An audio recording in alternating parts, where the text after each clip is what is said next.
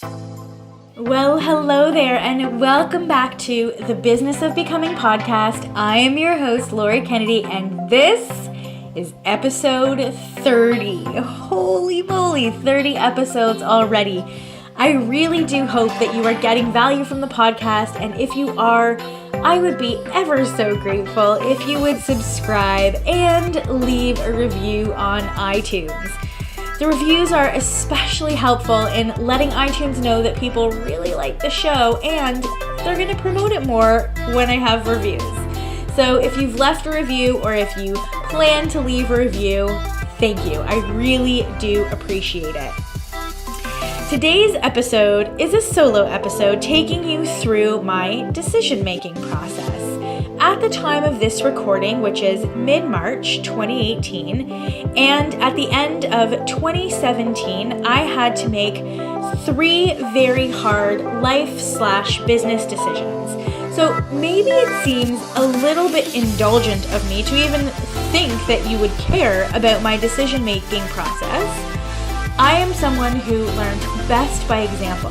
I love frameworks. They've helped me so much as I work every day to create my dream business in life. And since I'm that way, I'm sharing how I went about making these decisions in case you ever find yourself in a similar position. And this episode is going to be especially relevant to you if you are someone who is raising children while building your business and trying to make a name for yourself. All of the resources and everything that I mentioned in today's episode can be found on the show notes at thewbh.com/30. Ready to dive in? Let's go. As I was putting together this episode, I didn't really know where to start because I feel like this episode is 10 years in the making. Or do I start with context and explain how 2015 was the year the old vision for myself and my life ended, that 2016 was a survival year for me, and that 2017 was a year of massive intentional hustle and growth, which brings me to the 3 hard decisions I had to make at the end of 2017 that would affect how 2018 and 2019 were going to go for me, my team, my business, and my community. Or do I bypass all of that and just start the episode on December 8th, 2017, which is when I realized I had hard decisions I had to make. So we're going to start on December 8th, 2017, and I will say this. I have 0 regrets. I would not change a thing, even the darkest of times. So everything that has gone on has brought me to this moment, to the moment where I could consciously and thoughtfully and with as much thoroughness as I could muster, make hard decisions that would result in either bringing me closer to achieving my goals and feeling the way that I want to feel, or keeping me just at arm's length from reaching them. And it all started the minute that I texted my ride or die business bestie, Stephanie Joanne. I texted her, I need to get out of the house. I said, I need a change of scenery. Want to get away for a weekend? So December 8th, we were off to Blue Mountain in Collingwood, which is a ski town about an hour and a half north of Toronto. We rented a chalet for the weekend. Neither of us had any intention of skiing. We just needed to get out of Dodge, so they say. It was snowing hard. We pulled up to our chalet, we brought our stuff inside and cracked open a bottle of wine. It was the middle of the afternoon. I laid on the couch, she laid on the floor. We talked and talked for hours about all of the things: work, love, dating, our dreams. We dipped in and out of strategizing and building funnels because honestly, that's just where our brains go.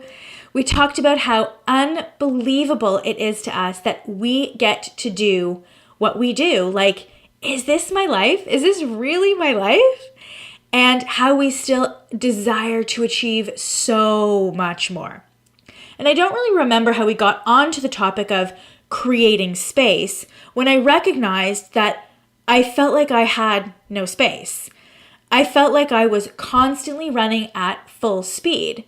So what changed for me? It's not like I hadn't been running at full speed before for the last 10 years, because I had. So why did 2017 feel so different? So much more intense, like slap me upside the head, spin me around 20 times. What the F happened in 2017? This might sound nuts to some of you, but for those of you who are raising children, specifically athlete children, you might understand. 2017 was the year that my son started to play real hockey. Like 4 times a week hockey with weekend tournaments and last minute practices. Up until 2017, he had played in like a kiddie league for 1 hour on Saturday and 1 hour on Sunday.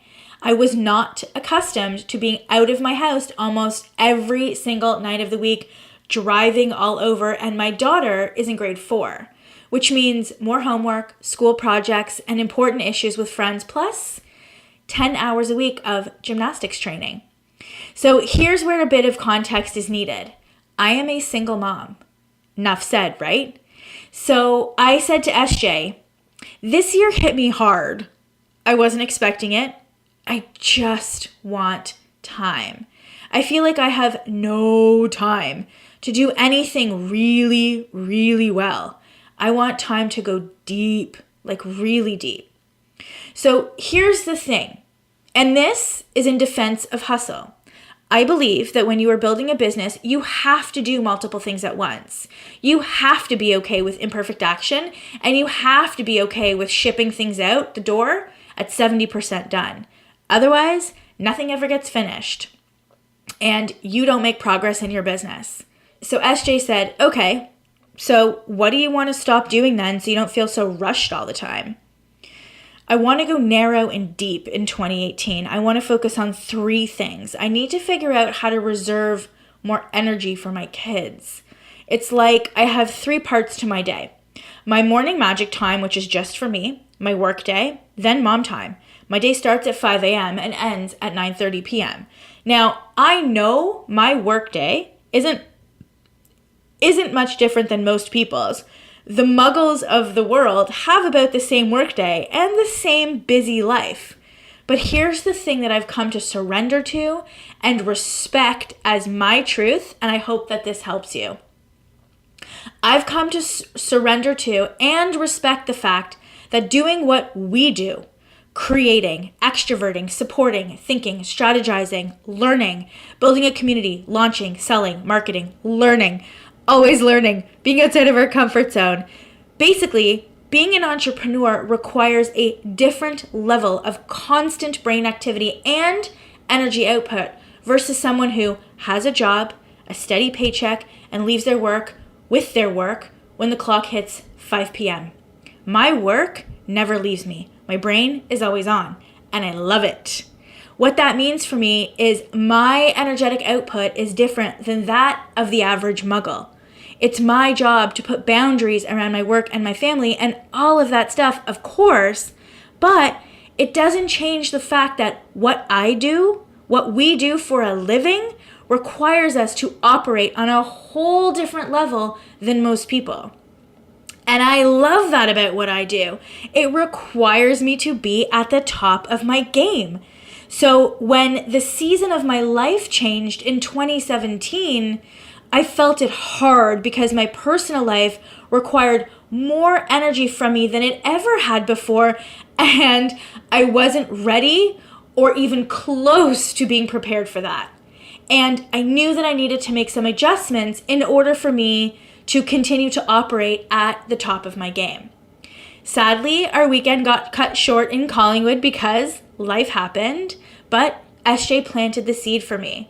What do I need to stop doing in order to feel the way that I want to feel?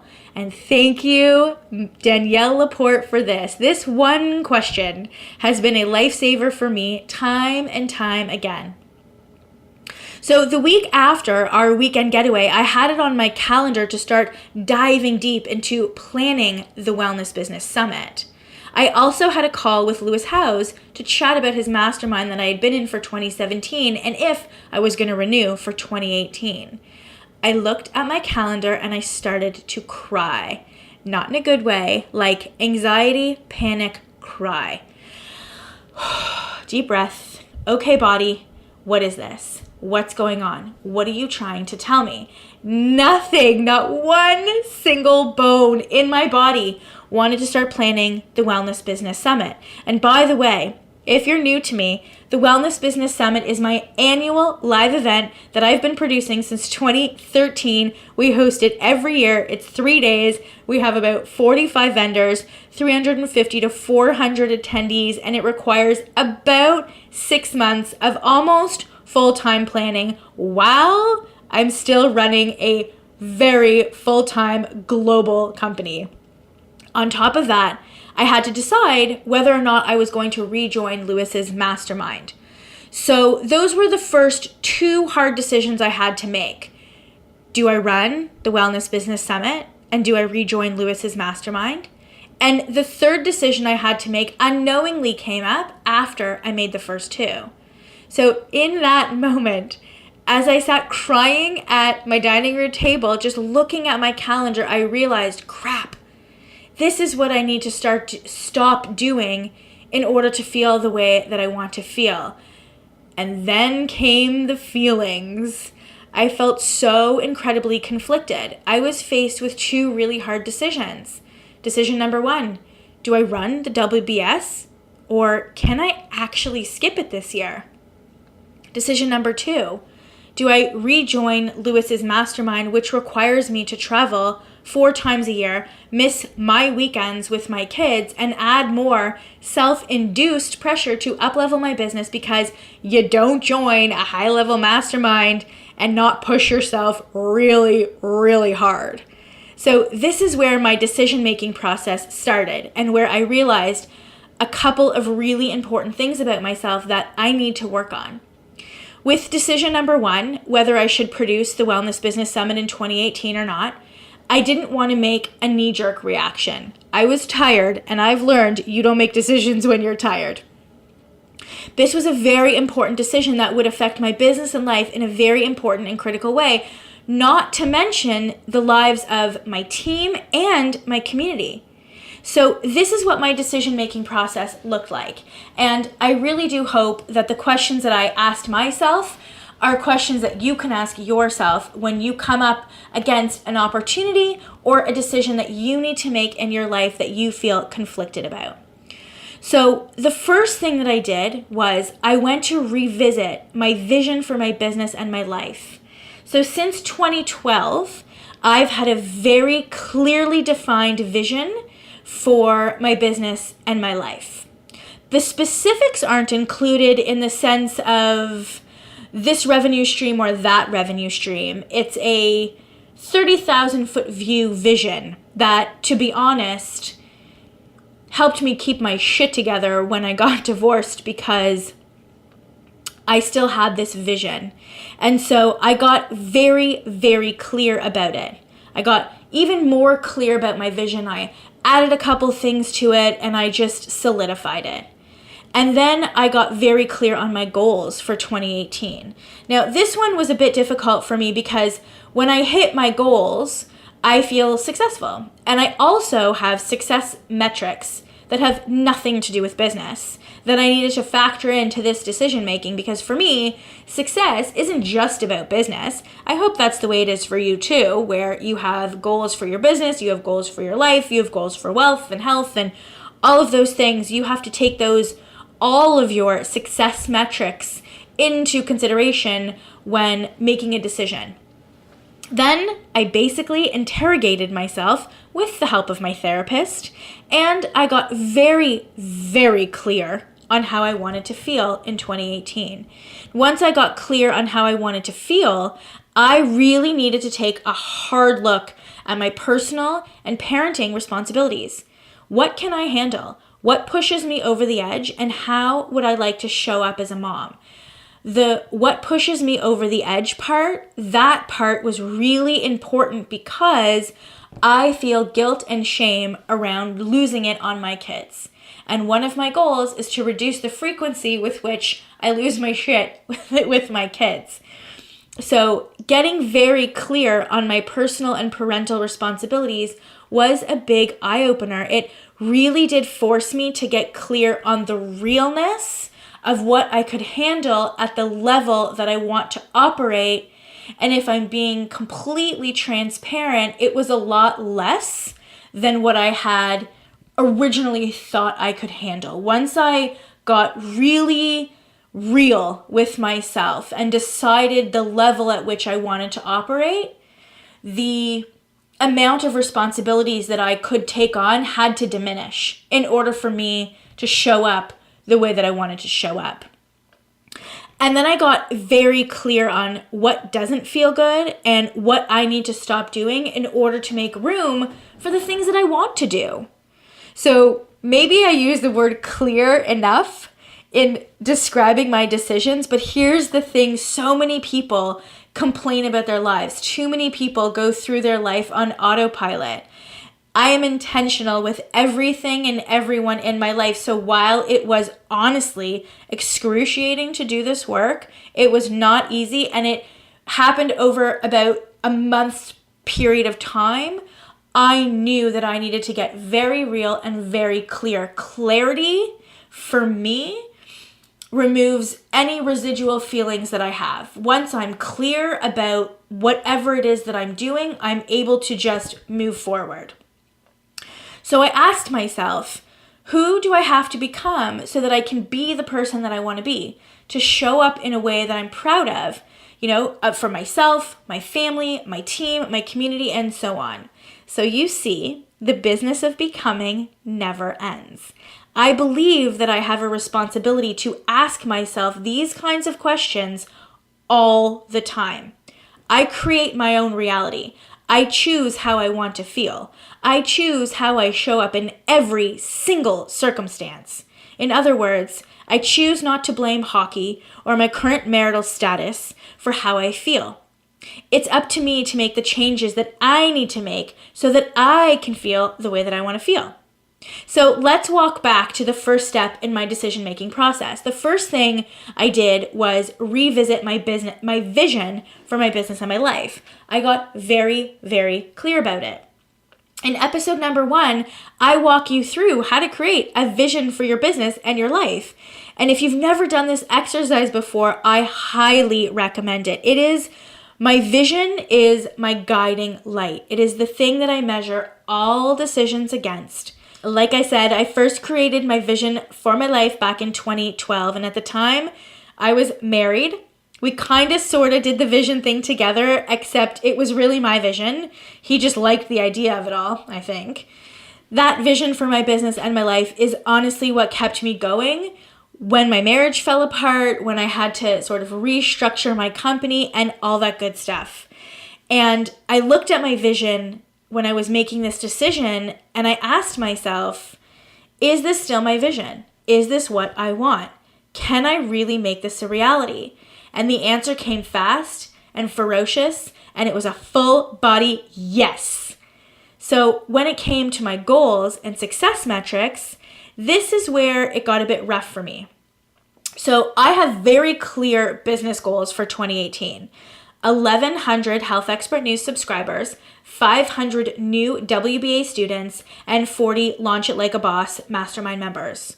Those are the 3 business goals we're focusing on, in addition to running the regular day-to-day stuff.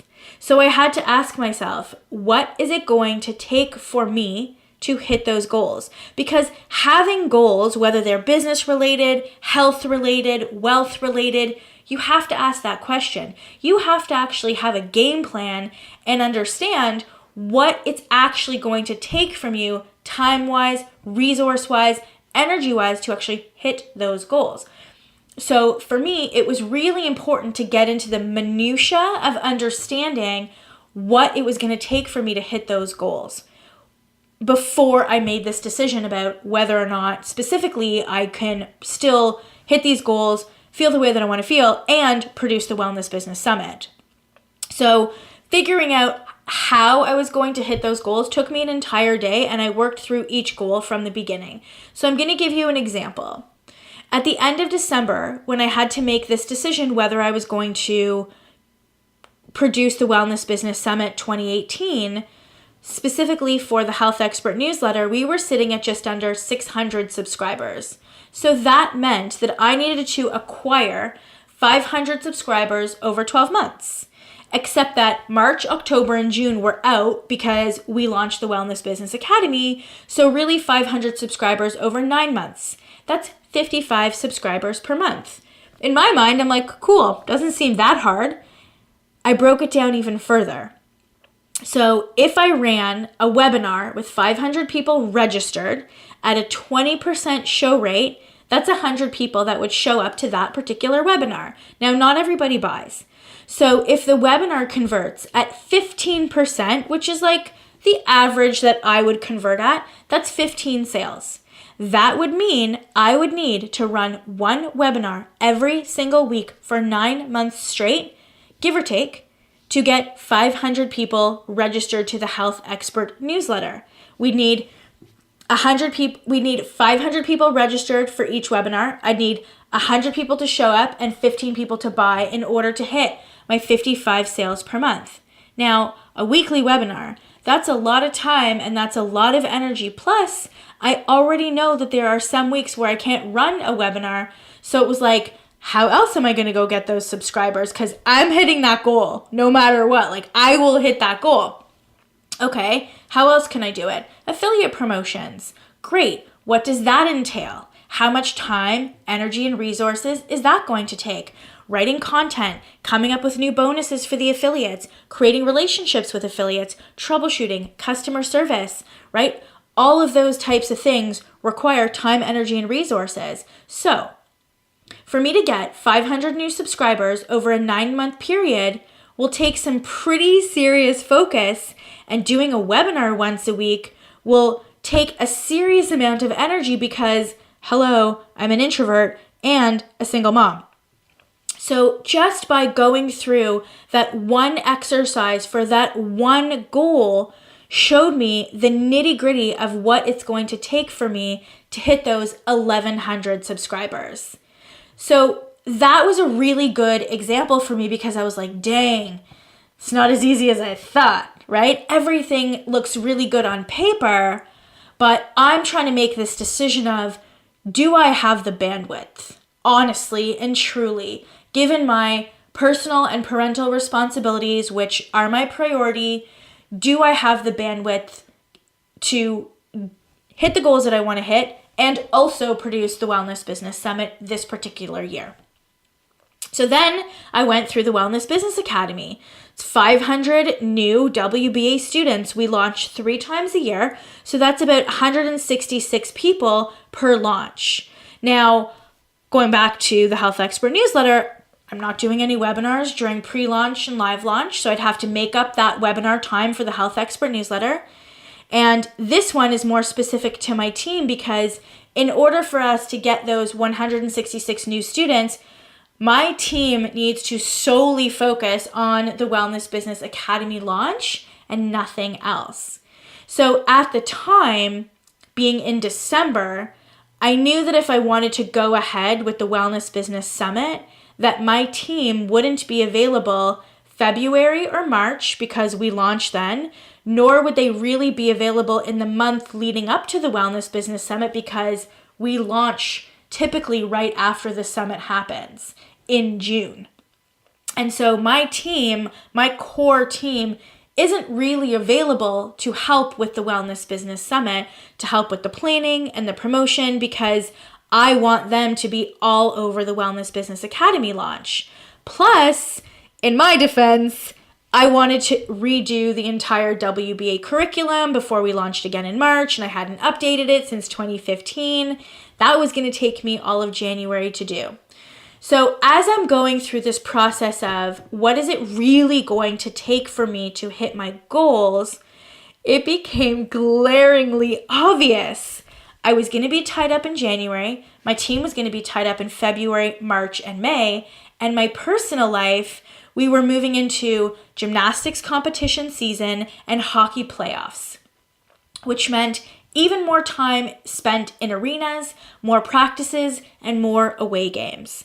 So given that January, February, and March were already super busy months, I knew that in order to pull this off and to do it well, I would need to at least add one more full-time event planning person and likely one part-time person to my team just to produce the Wellness Business Summit.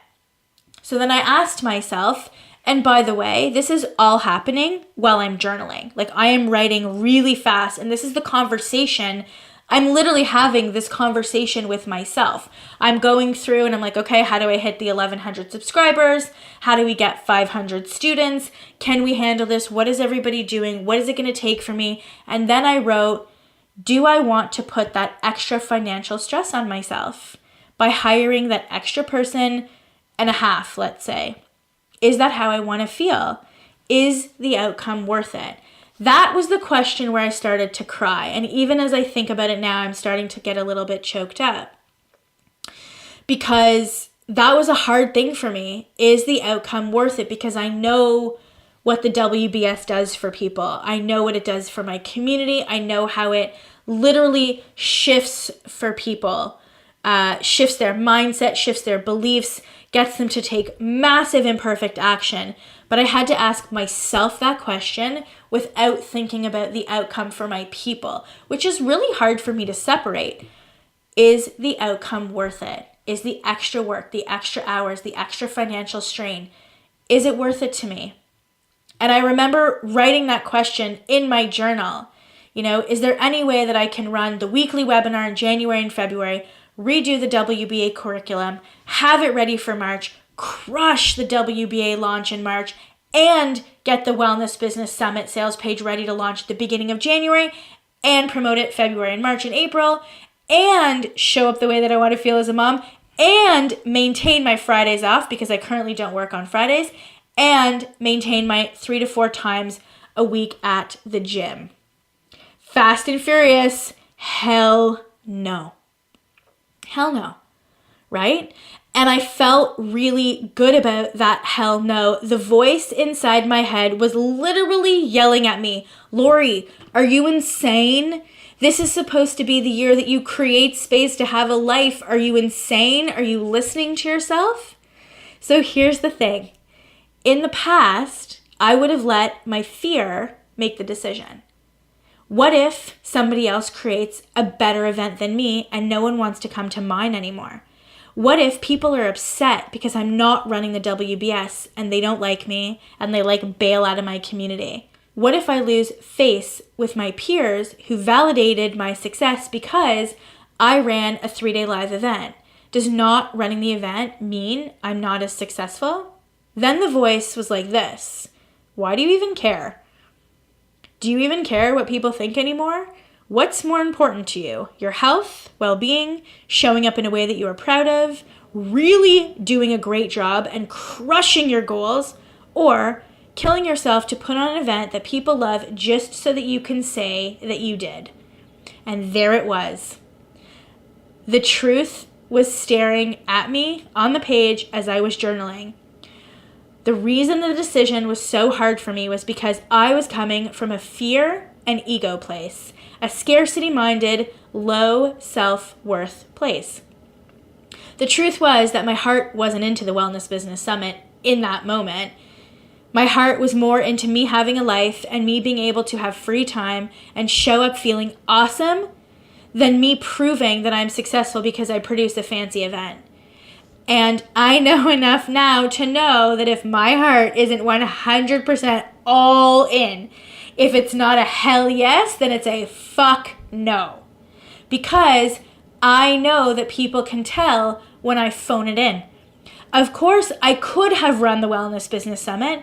I could have hired help, but I just didn't want to. And for once, that needed to be okay.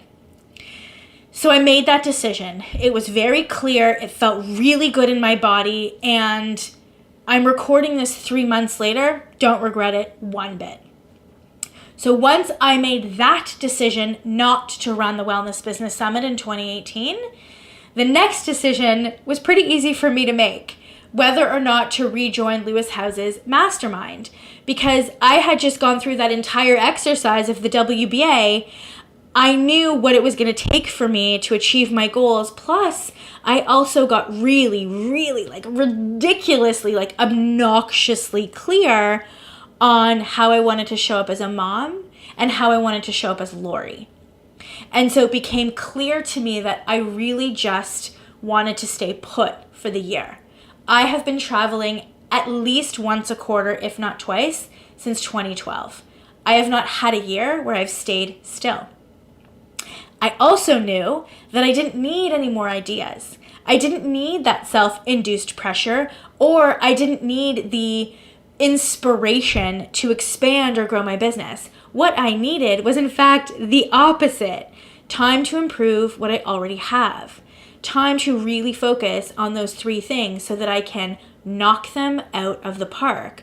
Time to play and have fun and to enjoy what I've built.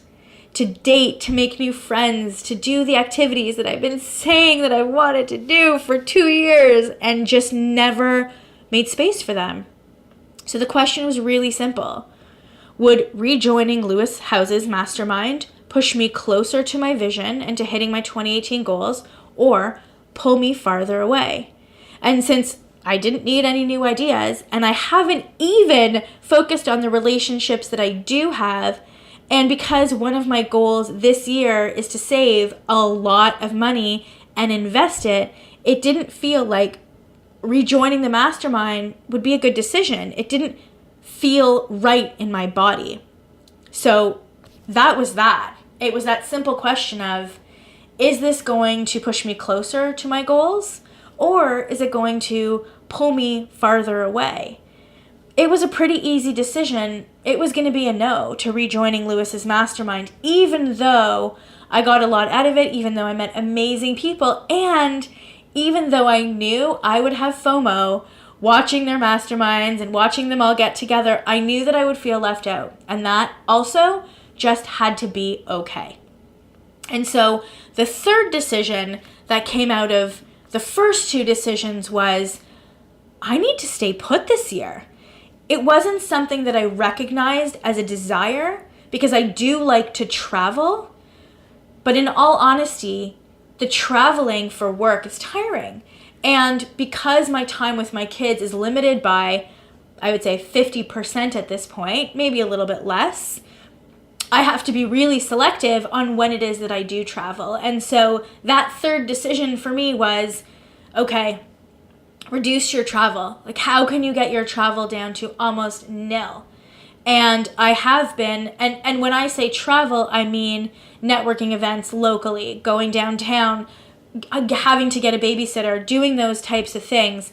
So when I'm now presented with an opportunity to stay local and do something with my peers or travel, I now have a set of questions that I can use to ask myself to gauge, is this really worth it, right? Is going to this networking event in Toronto, where it's going to take me an hour to drive there and an hour to drive back, and I'm going to get home and it's late, all those things, is it worth it? Is it going to help me get closer to my vision and my goals, or is it going to pull me away? And so that's my decision-making process. Whether the opportunities and decisions you have to make are small or large, like hosting an event, I recommend that you have some type of decision-making process, because you don't want to just make a knee-jerk reaction, especially when you are tired, right? And so I hope that you'll come back to this episode and ask yourself these same or similar questions. Is this opportunity going to push me towards my vision and my goals, or pull me away from achieving them? How do I want to feel? Is this opportunity going to allow me to feel the way that I want to feel? Or is it going to cause some other type of not so good feeling? What will I have to give up in order to make this opportunity work? And am I willing to sacrifice those things? That was what I had to ask myself when it came to my parental responsibilities and the way that I wanted to show up. Am I willing to miss weekends with my kids? Am I willing to miss hockey games? Am I willing to miss my daughter's school project and, the goings on of her life in order to further my career this particular year. Next year, it might change. But was I willing to do it this particular year? And the answer was no. I wasn't willing to give up those things in order to have these other opportunities. And that's okay. Will taking this opportunity help me to become the person I desire to be? And will I be able to show up in a way that I'm proud of? So that for me was really key. It's like, if I wanted to hire the extra people to run the Wellness Business Summit, would that opportunity help me to become the person I desire? And will I be able to show up in a way that I'm proud of? And I couldn't say yes confidently because I know what it takes to put this event on. And I also know that this year I would want to up-level it because that's what you have to do when you're running an event. You have to make it better every single year. And I knew that if I chose to do it, I wouldn't be proud of the way that I was showing up in my day-to-day life. The one thing that we all have to realize is opportunities are plentiful. We decide which ones we say yes to and which ones we say no to because we have the power to control our lives and we get to decide how we want to feel every single day. And please realize this. No opportunity is ever missed. If you say no at first and you are meant to do the thing that was presented to you, another opportunity in a different format will present itself so that you can have a full body hell yes. So now I would love to know from you in the comments, in the show notes. I'd love to discuss a time where you had to make a hard decision. How did you make that decision? I'd love to hear about your decision-making process. And of course, I would love for you to subscribe and to leave a review and let me know in the review how the podcast has helped you. And I am so grateful for you and thank you for listening. And we will talk to you again soon. Bye.